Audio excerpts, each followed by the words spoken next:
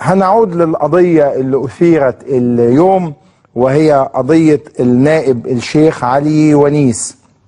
القضية في غاية الأهمية والخطورة. البعض ما يقولش إنه دي الحقيقة نميمة، هي ليست نميمة.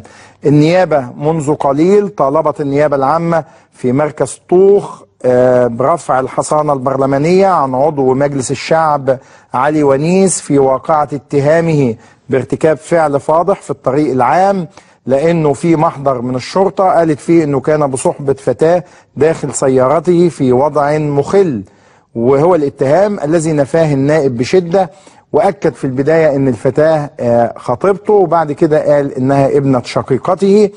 نيابة طوخ بدأت تحقيقاتها في واقعة ضبط النائب علي ونيس مع إحدى الفتيات داخل سيارته الملاكي على الطريق الزراعي، والمحضر هو 5794. ووكيل النيابة محمد يوسف استمع لأقوال قوة الشرطة. يعني أولا لابد أن يستمع للشرطة التي ضبطت الواقعة.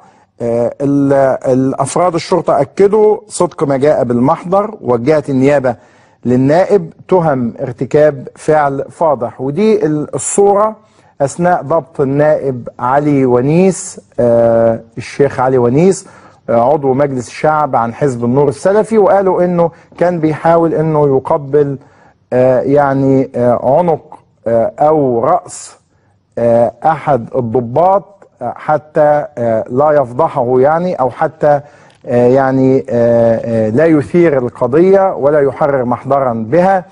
في كل الاحوال القضية قانونية، لكن كمان تم ضبط تسجيل صوتي في القضية أثناء المشادة بين الشيخ علي ونيس وبين الفتاة وبين قوة الشرطة. تعالوا نسمع. داخل تقعد على كرسي ممكن تنزل على رجليك على وضع مخل خالص، حاجة وحشة. انما انت داخل تقعدها على رجليك وتعمل ده كده وتحضنها.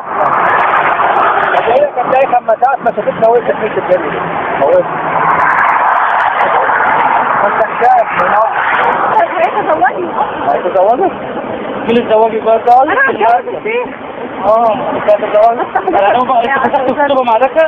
لا انا مش لسه ايه ما فتحتش قبل كده. طب وانت عارفه الصدي؟